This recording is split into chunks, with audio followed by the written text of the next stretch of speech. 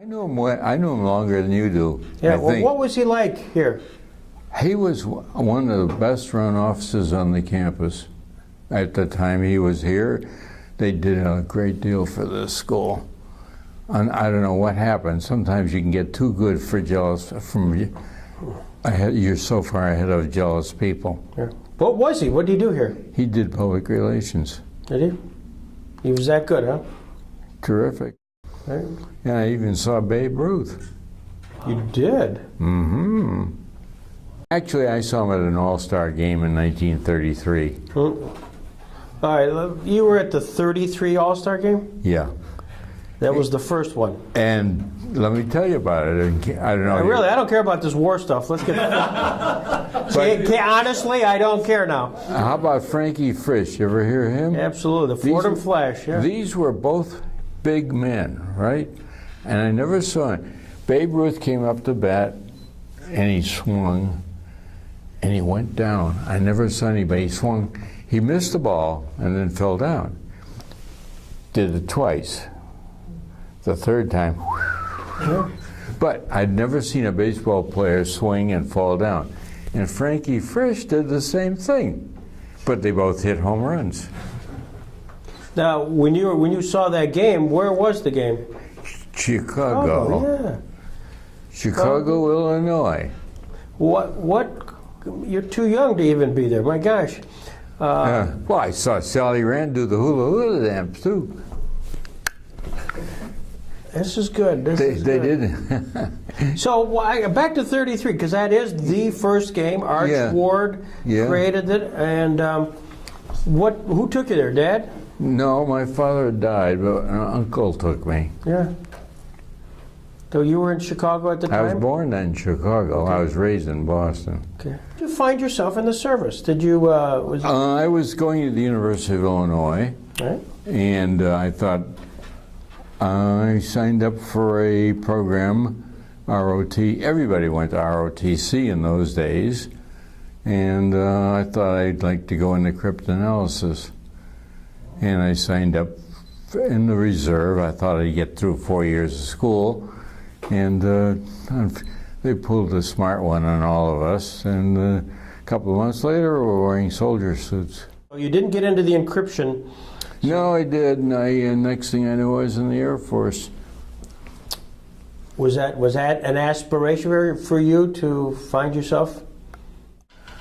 As a volunteer, I worked for the 1st Fighter Command, and when I was in high school. And this was a series of watchtowers all over the East Coast. And the filter station was in downtown Boston, and they needed people to work there on weekends. Mm-hmm. And I was there on the day of Pearl Harbor. I was on duty that day.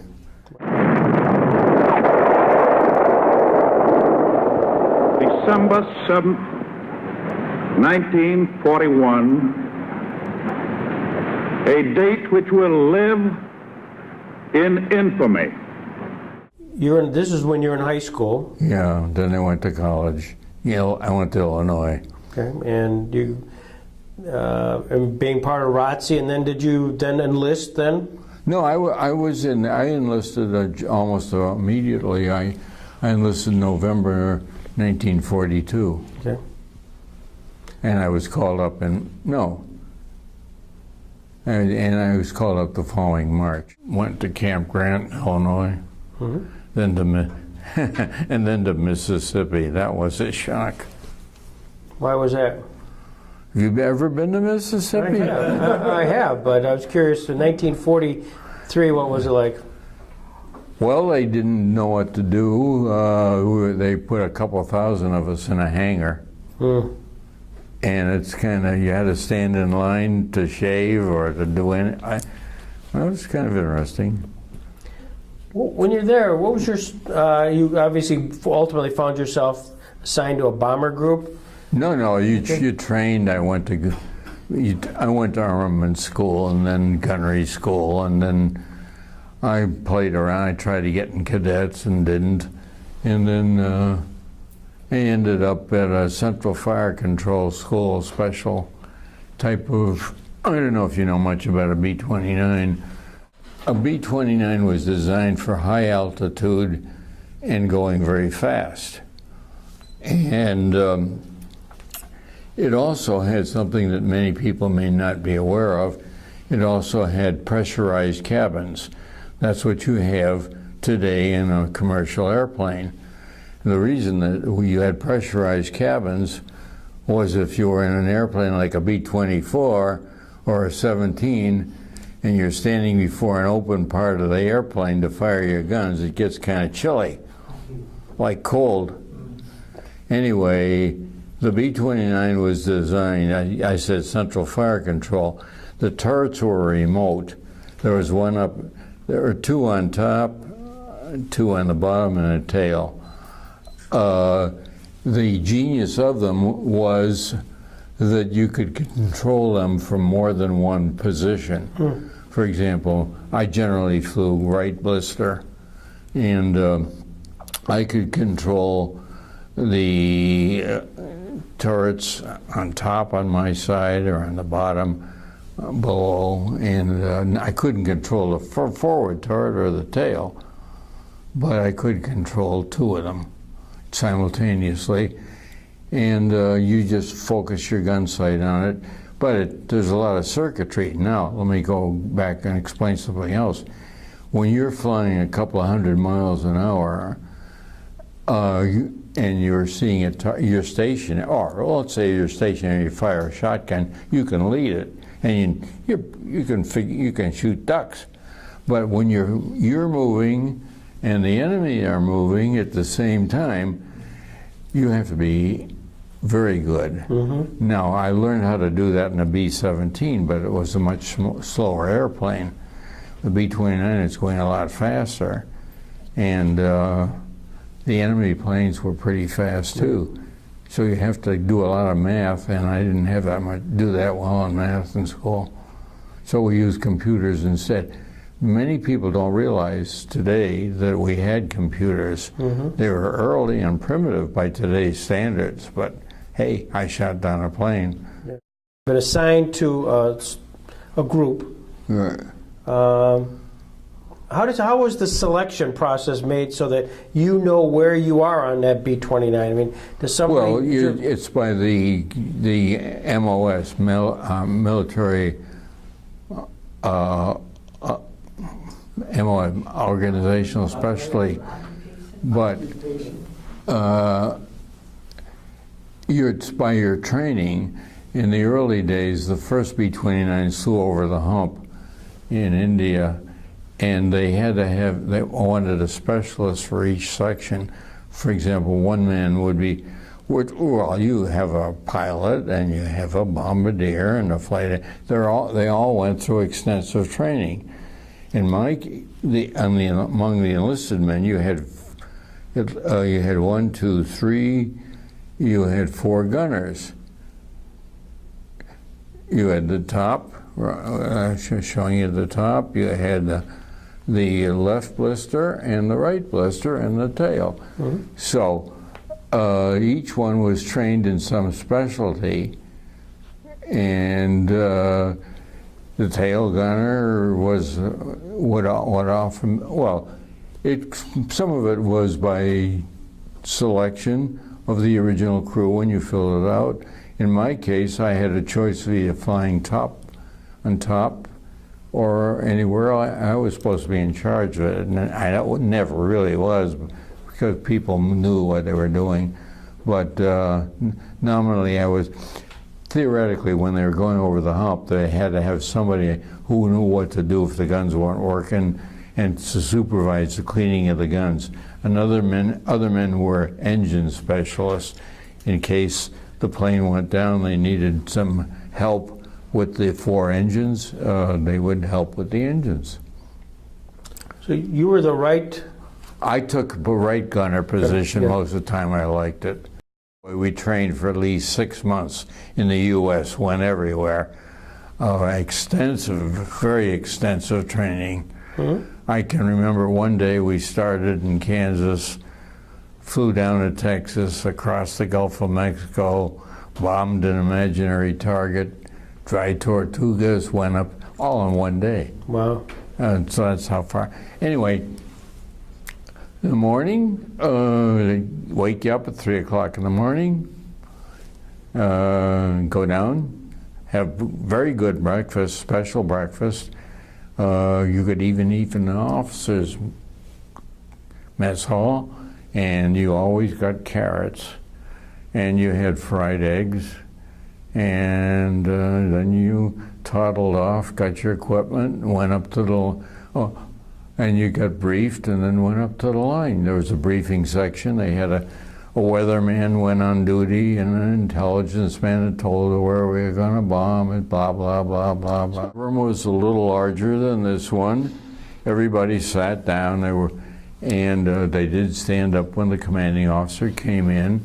They had a briefing by an intelligence officer and by a weather officer, and we were sometimes told what they thought the anti-aircraft would be that day. Was there a map? I mean, there was just... Oh yeah, very extensive maps. First, I'd never seen these, I guess they called them delineoscopes. I don't know what they're reflecting, and they're very good maps, very good. I kept one, maybe I still have one, and they pointed out the targets. The weatherman was very important. I saw 500 B-29s in one formation over Yokohama. Beautiful.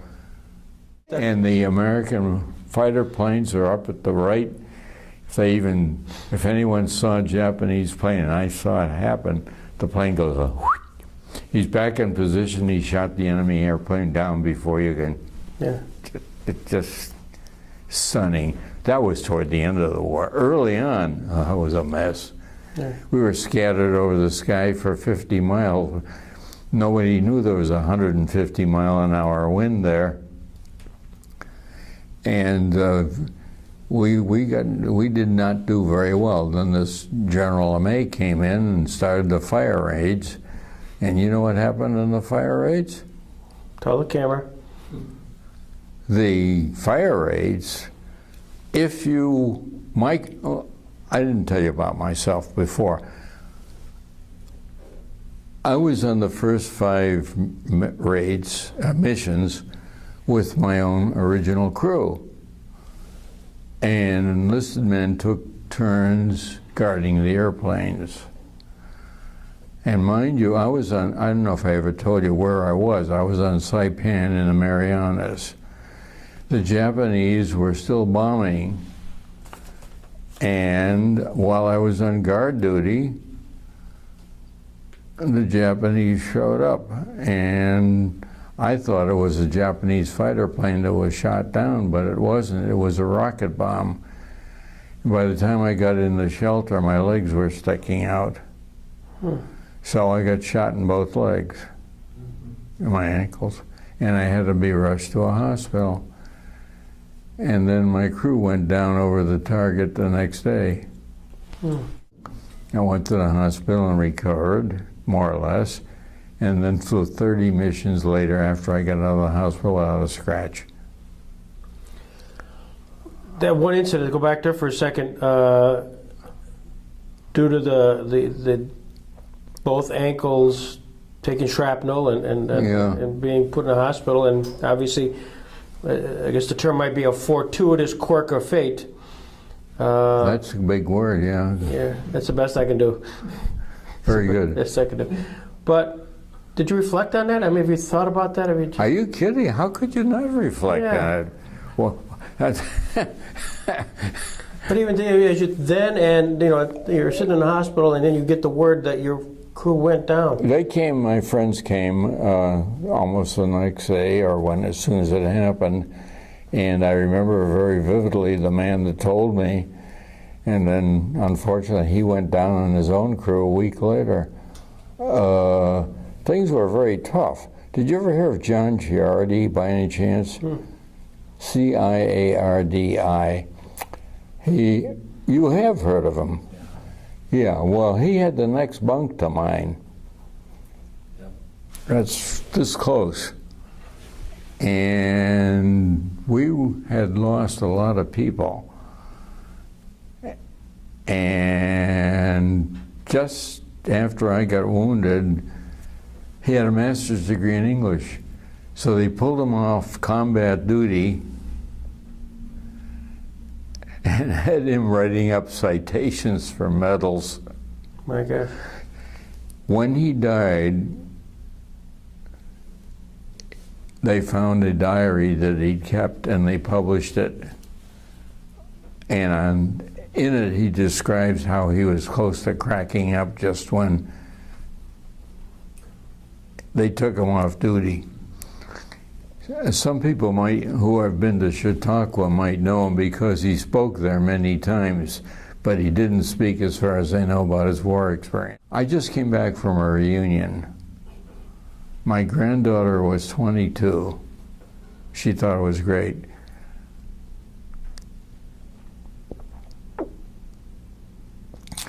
I am stunned to think that some of the pilots and many of the men, if not most, were the same age as younger and did this flying. Yeah. I can't believe it. She's 22, and one of the best pilots I knew was actually younger than that when he was flying combat. After you get debriefed, they have an open bar. The first time and the worst mission I ever flew on, where I saw enemy fighters, I didn't drink. I was a nice boy. But after I got used to it, and some of the people took plenty of it up there before they even went over the target. What was it like? What was the conversation? Not much. No. When we got briefed, they asked if we shot up any enemy planes or we saw anybody go down. I was shocked because on my very, very first mission, which turned out to be the most dangerous one I ever went on, I saw the group commander shot down right beside me, and I saw the parachutes open. Boy, that was a funny feeling. But I got to tell you something else that not many people know. When we flew originally at high altitude and missed the targets, we didn't miss them. I mean, the accuracy was very poor, 15 or 20%, because of the winds partially. 150 mile an hour wind. Nobody knew about it in advance. Anyway, LeMay came in and he started the fire raids, right? You heard about those. Yep. They laid the cities down like this carpet, just like that, and first plane goes up there, and the others drop right behind them. And they had pathfinders, et cetera, et cetera. If you went down in the early days, that's where I went off the track. My crew went down, well, it was ran by a Japanese plane there. We actually have footage of the bodies lying on. You want me to tell you a real wild coincidence? The man that had the next office to mine here at the college remembered as a kid seeing the tail section of my airplane on display in a department store in his hometown, Nagoya. How's that? Talk about the ironies of fate. The first one? Yeah. Z-squared 22. Yeah. In fact, let's see, what did I do? I think I just got I was awarded a plaque just now, and they put it on there. And the name of it, Leading Lady. did it have a leading lady on the front? No, yeah, it was nose art. I've got on my website. I've posted these things. If we went down in the early days, you were treated miserably. The tail gunner on my plane survived. And he has some autobiographical stories, and I've met men that were prisoners with him. They put them in cages like animals. You were treated miserably, but you didn't get killed. If you went down in the fire raids, you were in big trouble. They beheaded people in my outfit. you were tried for violating the Geneva Convention, which Russia, Germany, the U.S., Britain, and France, well, I said, all did in Europe. And we tried it, and the Japanese held us to the Geneva Convention. Let me toss something else at you that not many people know. The people, or the many people, credit the nuclear and atomic bomb stopping the war, and then the B-29s bombing Japan. But you know what really killed the Japs? The mines in the ocean, the sea mines. They could not communicate. Japan is islands, and you can't communicate. So it was those sea mines that did more damage than the bombs. Could you explain a little bit more about that first flight? Well, I saw the group commander go down. A single shot? I really can't answer. In the movies, you can get nice close-ups. I don't know what happened. Even when I say I shot a plane down, we were so busy watching for the next attack, you don't have time. Hey, did it go down? No, I'm sorry. It's too fast. This is very, very fast. You talk about auto accidents, things happening. These are bing, bing, bing, one after another. So I really didn't see whether I could look it up and see. One of the things that I didn't understand early is the Japanese deliberately rammed some of our planes. In fact, the man that rammed my original crew survived. I don't know how they did it, but they rammed the plane, disabled it, and then they managed to jump out in their own parachutes. And to me, it's just sort of like a suicide attack, and I don't know if I saw this clearly. I will tell you that on missions where I saw enemy fighters,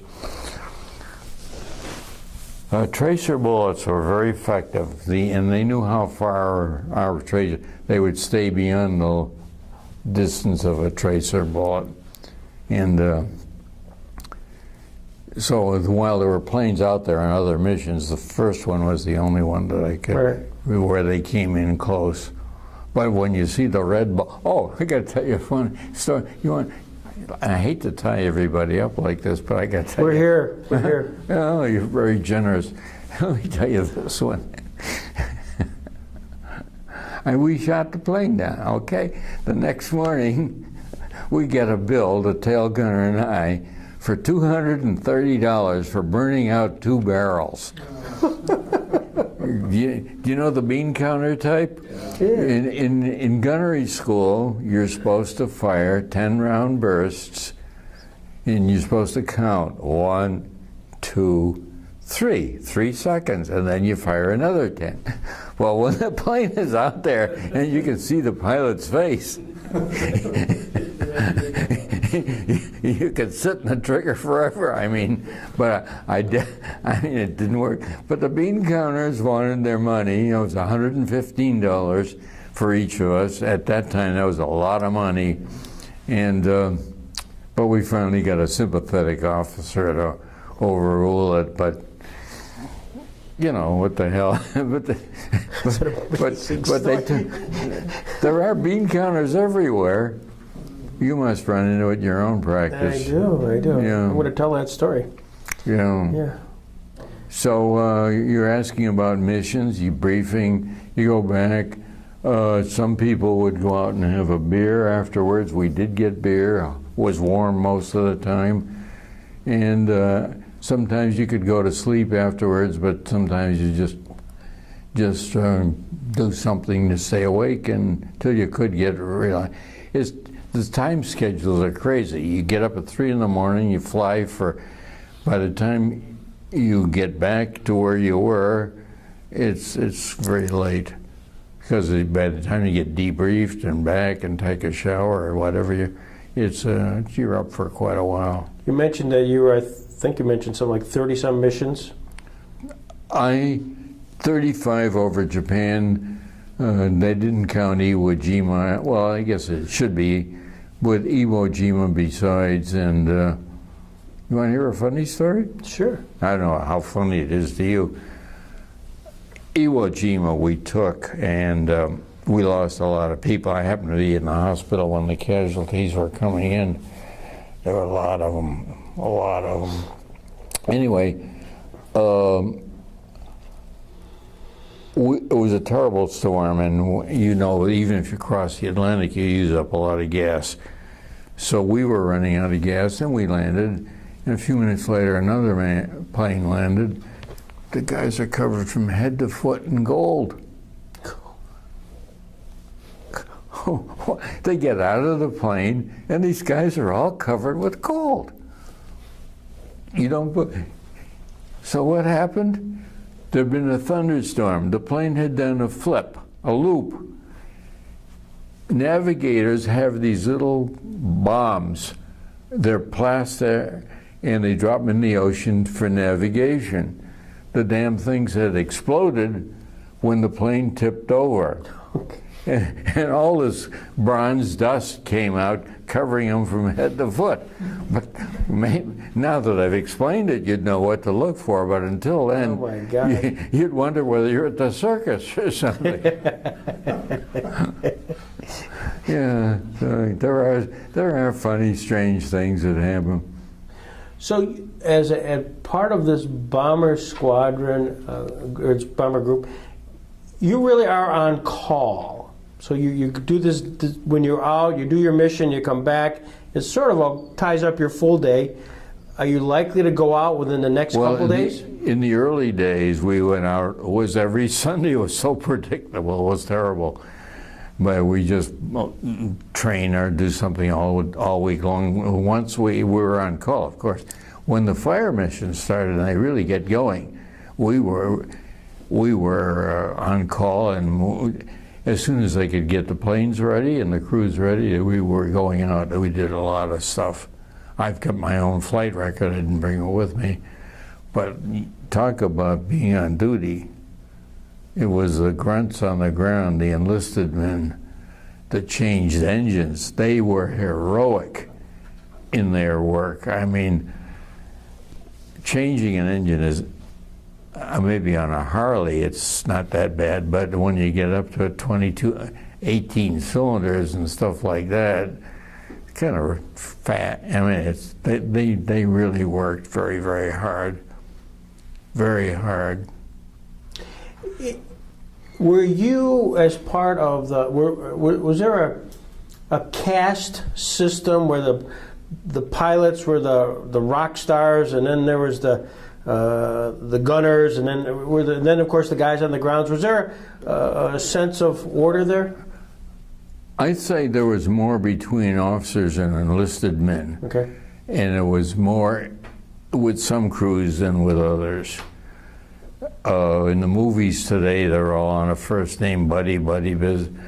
But the two crews I was on my first crew had a high-ranking officer, and he was a major. But as the war moved along, they went up in position or got shot down. And then you had younger men. If your pilot was 21, it was quite different than if I had an elderly one. He was 32, which was considered ancient. But the difference between the enlisted men and officers was serious at that time. It may not be today, but they had different quarters.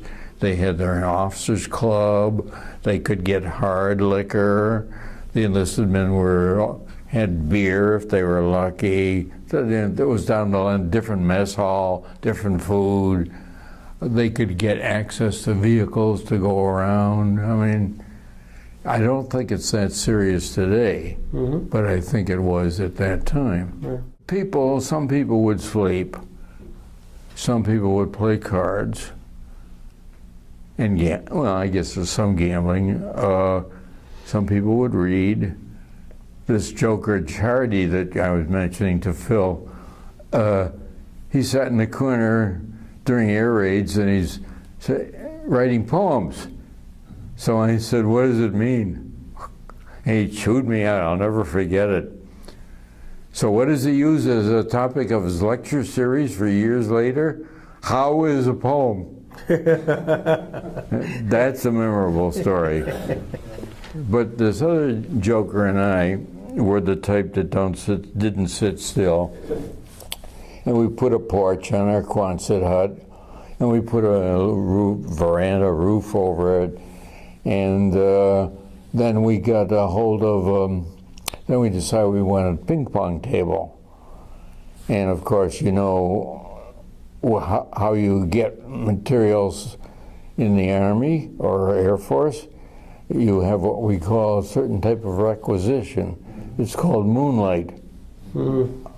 So we had a lot of fun, and so we had swimming near us, and later on in the war, my crew got a picket boat. It's a small craft, and it was a lot of fun. We spent the day on the ocean with a little boat that we controlled. It was great. All enlisted men, officers, of course, they went their way.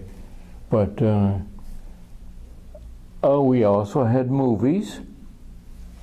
We also had USO shows. Yeah. There were. I don't remember being bored. I guess Charity wrote poetry. There was some reading.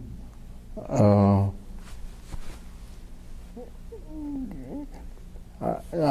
don't remember being that bored. Were you stationed at that? One place the whole time. Basic time, yeah. And were you there when the war ended then? Yes, yeah. I was. We interrupt this program to bring you a special news bulletin from CBS World News. President Roosevelt is dead. And I remembered that they had a special ceremony. Well, they had two. They had one when Roosevelt died.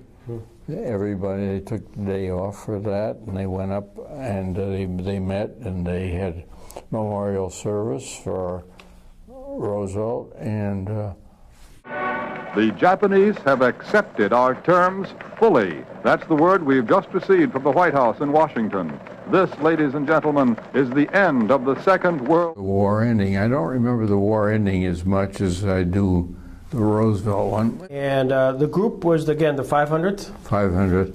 Another two guys from my outfit that are still alive who talked about the Japanese raids on us and getting, here, I'll give you another charity story. Yeah, the next bunk, Japanese plane comes over and starts shooting tracers. You remember, he was a big man, and here I am fighting with this guy to get under a canvas cot. I mean, it's just utterly ridiculous. A canvas cot is not going to stop anything. Maybe a BB, but this is a big man. Big as you. And here I am, a little peewee, trying to wrestle with this guy to get under this cot. And then we end up laughing about it. So utterly fantastic. The only women I saw were painted on the nose of the airplane. You asked me earlier whether the loss of my crew had an effect on me.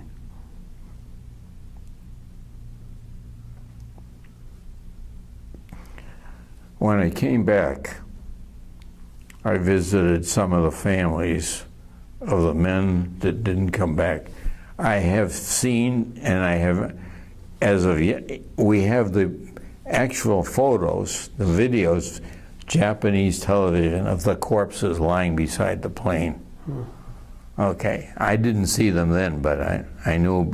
Anyway, I went to the families. I even slept in the same bed as the guy, my radio operator. Then, about 10, 15 years ago, I heard about World War II Memorial and blah, blah, blah, blah. So I decided to look up my crew. And you know what? They weren't all there. Then I found out about the National Archives, and So, some of them are in both, some are in one, some are in the other, and some are in neither. So I started writing to the congressman. I wrote to all the congressmen, I wrote to the senators, and tried to get it. I wrote to the American Battle Monuments Commission, and you've got a guy named Raleigh Kidder, and I wrote to him, I spoke to him, and you know what? Nothing's happened. So,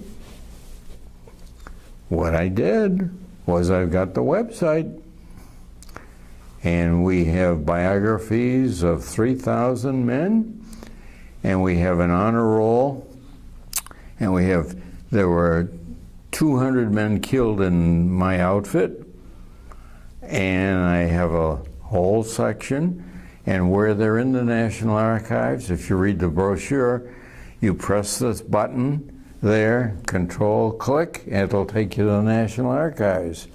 If you want to see the World War II memorial, you click on it, and it'll take you to the story in the National Archives. And I personally put in a page in the World War II memorial for everybody that was killed. You ask me why, what effect that, because I think that those people who gave their lives should be at least remembered by our National World War II Memorial and the National Archives. That's why I started it. Why do you keep on doing stuff like this, 8 hours a day or whatever? That's how you do, why you do it. Yeah. Great service. Great service. I don't feel I feel I have to. It's a compulsion. I'm supposed to be a psychologist, but trying to work it off.